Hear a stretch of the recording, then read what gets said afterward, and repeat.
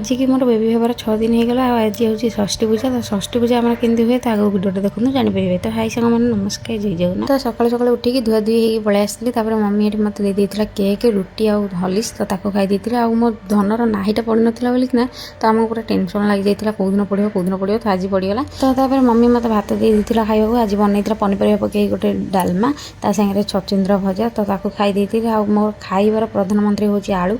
तो आलू बिना मुझे जमा खाई पारे कि मो बेबी आलू को मत सैड करने ही पड़ू। तो सन्धार षष्ठी पूजा ये षष्ठी ठाकुर बनाते कांथरे मोर दी कोटी। षष्ठी ठाकुर पूजार ये भात माछ शाग भजा आउ मिठा पिठा सब दरकार। तालपत्र दरकार लेखन आउ कजलपाती दरकार। तो ये खुड़ी षष्ठी ठाकुर बनई कांथरे। आ भिडियो हूँ बाहुड़ा दिन भिडियो जेहेतु मो भिडियो एडिटिंग करने मत टाइम लगुच। तो से माने एत लेट भिडियो आणुची। तो बाहुड़ा दिन मो बेबीर पड़ा माने षष्ठी पूजा। तो ये माने खुड़ी सब पूजा विधि कर देते।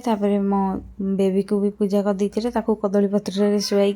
बड़ खुड़ी बंदे देते सान खुड़ी बंदे देते। हाँ आपण मानकर केमती षष्ठी पूजा हुए तो प्लीज कमेंट रे जनइबे। आठी जहाँ भी पूजा होता सब माने अलग लोक कहीं खाइबेनी माने पिलार माँ ही खाए। तो जहाँ खाइब खाइब जहाँ भसा हो।